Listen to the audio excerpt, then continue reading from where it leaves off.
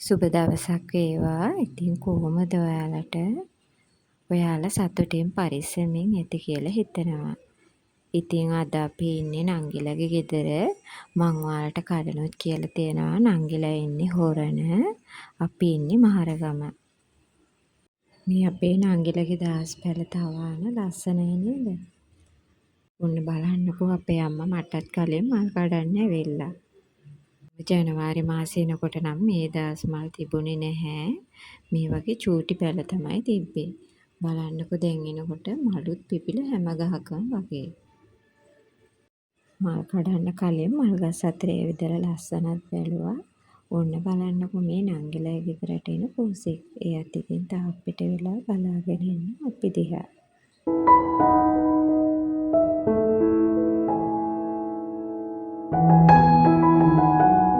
අද අපි මේ මල් ටික කඩන්නේ තුම්බෝදිය වඳින්න යන්න හිතාගෙන. අම්මයි මායි එකතු වෙලා මේ විදියට මල් ටික කඩාගත්තා. අපි මල් කඩන අතරේ නංගි උදේට කෑම උයලා තිබ්බා. එයා අද උදේට හදලා තිබ්බේ කිරිබත්.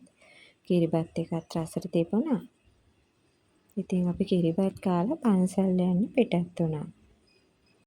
අපි කඩපු මල් වලින් කොටසක් ගෙවල් ළඟ තියෙන පන්සලටත් ගිහින් දුන්නා. නංගිගේ පුතා තමයි අරන් ගියේ. මේ ඉතින් එයා එනකන් පාරට වෙලා බලාගෙන හිටියා. ওই අතරේ මම පොඩි වීඩියෝ එකකුත් ගත්තා.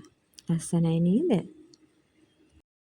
අද අපි යන්නේ තුම්බෝදිය වඳින්න. තුම්බෝදිය තියෙන්නේ හොරණ ඉඳන් පානදුර යන පාරේ බණ්ඩාරගම. අද අපි ඇවිල්ලා ඉන්නේ සඳුදා දවසක. අපි මෙතෙන්ට එනකොට 11ට විතර ඇති. අද නම් මෙච්චර සෙනගක් හිටියේ නෑ.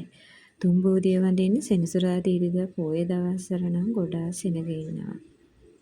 අපි බෝධීන් වහන්සේලා තුන්නම වෙනුවෙන්ම පැන් ගිලන්පස ඒ වගේම මල් පූජා කරා. තුම්බෝධිය පුදුමිමි බෝධීන් වහන්සේලා තුන් නමක් වැඩ ඉන්නවා. එයින් එක බෝධීන් වහන්සේ නමක් අපවත් වෙලා අලුතින් තමයි බෝධීන් වහන්සේ රෝපණය කරලා තියෙන්නේ. අනුරාධපුරයේ ජයශ්‍රී මහ බෝධීන් වහන්සේගේ අංකුරයක් තමයි රෝපණය කරලා තියෙන්නේ. බලන්නකෝ මේ අපේ අම්මා මට කතා කරගෙන යන්නේ මොකටද කියලා.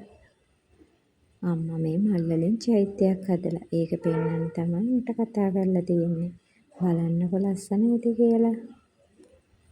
මේ වැඩේට පුතාලත් උදව් කරාලු.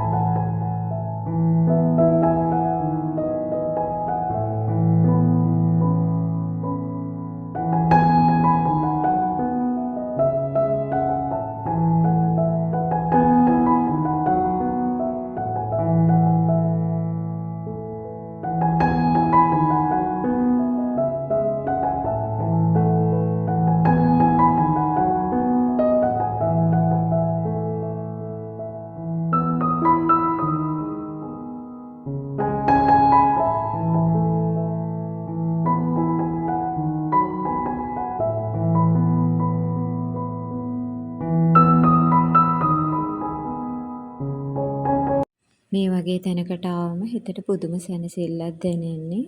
ඔයාලත් ඉතින් එක සැරයක් හරි ඇවිල්ලා බලන්නකෝ මේ තැනට. ඉතින් එහෙනම් අදට ගිහින් එන්න. ඔයාලා හැමෝටම තෙරුවන් සරණයි.